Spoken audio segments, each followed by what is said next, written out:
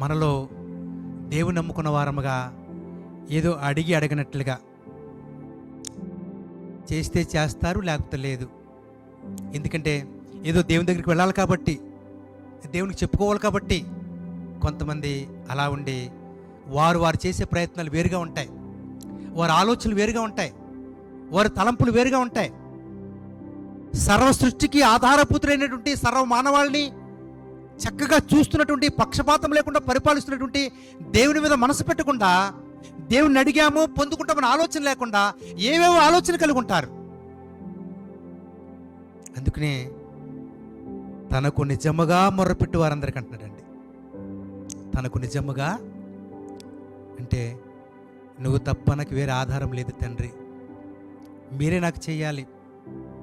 నేను ఎవరి మీద నమ్మకం పెట్టుకోలేదు, నేను ఎవరిని నమ్మటం లేదు. ఎంతమంది ఉన్నా, ఎన్ని ఉన్నా మీరే నాకు ఆధారం, మీరే చెయ్యాలి. యేసు ప్రభు వారు భూలోకం ఉన్నప్పుడు ఒక అధికారి ఆయన దగ్గరికి వచ్చి, అయ్యా మీరు మాట మాత్రం సెలవిస్తే చాలు అంటాడు. మాట మాత్రం సెలవిస్తే చాలనే మాట దేవునికి చాలా నచ్చిందండి. ఎందుకంటే నేను ఒక 100 మందికి అధికారిగా ఉన్నాను. నేను ఒకడు పొమ్మంటే పోతాడు, రమ్మంటే వస్తాడు. ఒక అధికారి దేవుని దగ్గరికి వచ్చి బ్రతిమాలుకోవడం, ప్రాధేయపడడం, విధేయుడిగా చూపించడం, అయినా మీరు మాటిస్తే చాలు. ఒకవేళ అధికారం ఉండొచ్చు, ఎన్నో విషయాలు తెలిసి ఉండొచ్చు, ఎన్నెన్నో గొప్ప కార్యాలు చేయొచ్చు, కానీ దేవుని దగ్గరికి వచ్చిన తర్వాత దేవుని మీదనే ఆధారపడి జీవించడం అనేది యేసు ప్రభు చూచి వెంటనే ఆయన అడిగినట్లుగా దేవుడు సహాయం చేశాడండి. దేవుడు సహాయం చేశాడు ప్రియులారా. తనకు నిజముగా మొరపెట్టు వారికి అంటే, మనం ప్రార్థిస్తున్నప్పుడు, మనం అడుగుతున్నప్పుడు, మన హృదయాలోచన దేవునికి తెలియచేస్తున్నప్పుడు మన హృదయ స్పందన దేవుడు చూస్తాడు. మన హృదయంలో ఏమనుకుంటున్నామో దాన్ని మాత్రమే చేయగలడు ఆయన. పైకి ఒకటి చెప్పి లోపట ఒకటి అనుకుని, లోపట ఏదో పెట్టుకుని బయట కూడా చెప్తే ఏమీ జరగదండి, ఏమీ జరగదు. అందుకని తనకు నిజముగా మొరపెట్టు వారందరికీ యెహోవా సమీపముగా ఉన్నాడు. ప్రేమైన దేవుని పిల్లారా, ఒకసారి పాత నిబంధన కాలంలో ఒక అతనికి భార్య ఉంది, చాలా విధేయురాలు, చాలా భక్తురాలు, దేవుడంటే ఇప్పుడు చచ్చిపోయేటటువంటి భయభక్తులు కలిగి జీవిస్తుంది. చాలా సంవత్సరాలు గడిచిపోతుంది. తమ దాంపత్య జీవితంలో ఒక స్త్రీ కోరుకునేది ఏంటంటే పిల్లల్ని మాత్రమే. ఎవరండి? పిల్లల్ని మాత్రమే కోరుకుంటుంది. అయితే ప్రియులారా, పిల్లలు లేరు. పిల్లలు లేకపోతే పడిపడి ఏడుస్తుంది, ప్రార్థిస్తుంది, రోధిస్తుంది, ఉపవాసాలు ఉంటుంది. ఒకసారి 1వ సమూయేలు గ్రంథం తీసినట్లయితే, 1వ సమూయేలు గ్రంథము అందరం తీద్దాం ప్రియులారా. 1వ సమూయేలు గ్రంథము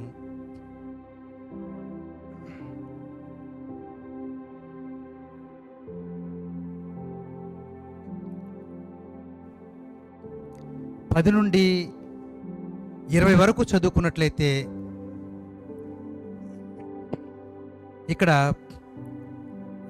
10వ వచనాన్ని చదువుదాం చూడండి. బహు దుఃఖాక్రాంతురాలై వచ్చి యెహోవా సన్నిధిని ప్రార్థన చేయుచు బహుగా ఏడ్చుచు. చాలు ప్రియులారా, దేవుని సన్నిధికి వచ్చినటువంటి, దేవుని నమ్మినటువంటి ఒక విశ్వాసి, ఒక స్త్రీ, కుమార్తె దుఃఖాక్రాంతురాలై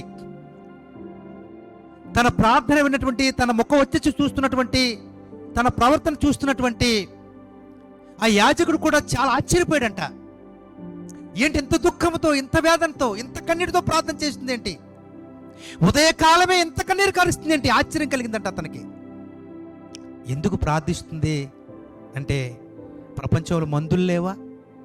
డాక్టర్లు లేరా? సలహాలు ఇచ్చేవారు, సూచనలు ఇచ్చేవారు లేరా?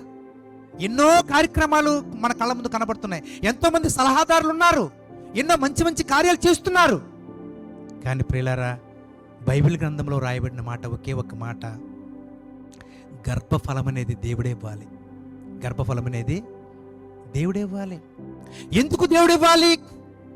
ఎందుకు దేవుని కోరుకోవాలి? ఎందుకు దేవుణ్ణి అడగాలి అంటే, ఏ వంక లేకుండా అన్ని అవయవాలు చక్కగా అమర్చి ఒక అందమైన కుమార్తెను, అందమైన కుమారుడును మన కుటుంబానికి ఎవరైతే మనం ఆశీర్వదించబడతామో, ఎవరైతే దీవించబడతామో, ఎవరుంటే మనకి మన జీవిత దినాలు సంతోషంగా ఆనందంగా గడుస్తాయో దేవుడికి ముందే తెలుసు కనుక మనకి కాబోయే లేకపోతే మనకి రాబోయే పిల్లల్ని దేవుని అడిగి పొందుకోవాలి. దేవుని అడిగి పొందుకోవాలి. ప్రియులారా, నిజంగా తను అడుగు వారికి, తనకు నిజముగా మొరపెట్టు వారికి ధారాళముగా దయచేసే సమర్థుడైన దేవుణ్ణి ఎందుకు అన్నా ప్రార్థిస్తుందంటే, అప్పటికి ఇశ్రాయేలు ప్రజలకి చాలా దుఃఖంలో ఉన్నారు, బాధలు ఉన్నారు. నడిపించేవారు, సరిచేసేవారు, న్యాయమైన మార్గాన్ని బోధించేవాళ్ళు, వాళ్ళకి ప్రార్థనా జీవితాన్ని నేర్పించేవారు, వారికి మంచి సహవాసాన్ని నడిపించేవారు ఎవరు లేరండి. ఆ కాలంలో అన్నా ప్రార్థిస్తుంది. ఇశ్రాయేలు గోత్రాలని, 12 గోత్రాలని మనసులో పెట్టుకొని, ప్రభువా మా జనాంగానికి ఒక మంచి మార్గాన్ని నువ్వు తెలియచేయాలి, మమ్మల్ని నడిపించే నాయకుడు మాకు ఒకరు కావాలి ప్రార్థిస్తుంది. ప్రార్థన విన్నటువంటి దేవుడు ప్రియులారా, తన గర్భాన్న సమూయేలు అనేటువంటి వాడిని పుట్టించాడు. దేవుడు సమూయేలు పుట్టించాడు. సమూయేలు ప్రార్థనాపరుడు. సమూయేలు ఆ యొక్క ప్రజలకి ఎంతో న్యాయాన్ని చేకూర్చిన వాడు, ప్రజల పక్షంగా పోరాడిన వాడు, ప్రజల పక్షంగా దేవునికి విజ్ఞాపన చేసిన వాడు. ప్రియమైన దేవుని పిల్లలారా, సమూయేలు పుట్టడానికి గల కారణం అన్న రోధించి దుఃఖించి ప్రార్థించిందండి. తన కుటుంబానికి కాదు, సమాజానికి, ఇశ్రాయేలు 12 గోత్రాలకి కావలసినటువంటి ఒక మంచి కుమారుడిని తను పొందుకుంది. అంటే ప్రార్థన ఆలకించే దేవుడు ఆయన. ప్రార్థనలు ఆలకించే దేవుడు.